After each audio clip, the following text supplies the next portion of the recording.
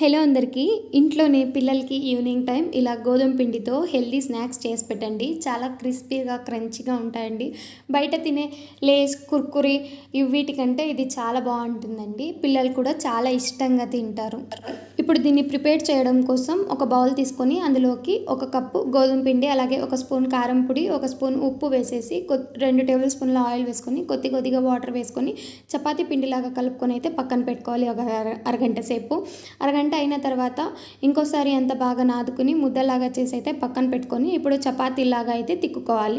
తిక్కున్న తర్వాత ఇప్పుడు ఫోర్క్ తీసుకొని అక్కడక్కడ డాట్స్ పెట్టుకుంటే మనకి డీప్ ఫ్రై చేసుకునేటప్పుడు పూరీలాగా ఉబ్బకుండా చాలా క్రంచీగా అయితే ఉంటాయండి.